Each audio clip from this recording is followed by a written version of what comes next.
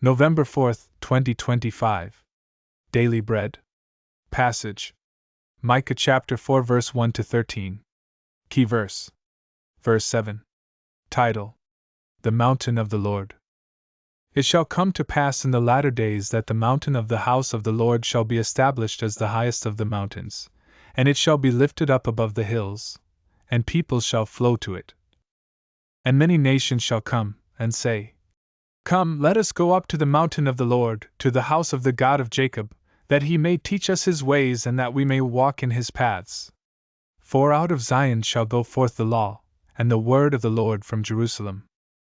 He shall judge between many peoples, and shall decide disputes for strong nations far away, and they shall beat their swords into plowshares, and their spears into pruning hooks.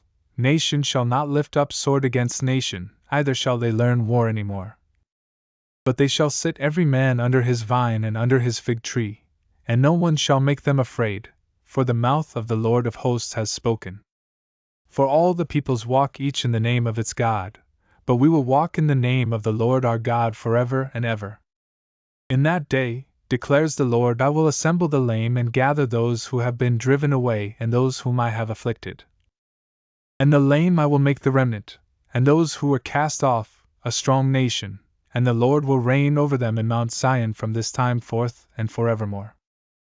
And you, O tower of the flock, hill of the daughter of Zion, to you shall it come, the former dominion shall come, kingship for the daughter of Jerusalem. Now why do you cry aloud? Is there no king in you? Has your counselor perished, that pain seized you like a woman in labor? Writhe and groan, O daughter of Zion, like a woman in labor, for now you shall go out from the city and dwell in the open country, you shall go to Babylon. There you shall be rescued, there the Lord will redeem you from the hand of your enemies. Now many nations are assembled against you, saying, Let her be defiled, and let our eyes gaze upon Zion. But they do not know the thoughts of the Lord, they do not understand his plan, that he has gathered them as sheaves to the threshing floor. Arise and thresh, O daughter of Zion, for I will make your horn iron, and I will make your hoofs bronze. You shall beat in pieces many peoples, and shall devote their gain to the Lord, their wealth to the Lord of the whole earth. Daily Bread Message. Micah pivots from judgment on the wicked rulers to the last days when God would reign. The temple of God would be built and established as the highest place. People of many nations far and wide would stream to it to hear the word of God. God would judge justly and settle disputes. There would be no more use for weapons, and they would be turned into tools for cultivating the earth. Peace would come to all people. All the oppressed and exiled would be gathered as God's remnant, and Zion would be restored. Even though we go through times of trial and tribulation, we can put our hope in God's salvation and redemption.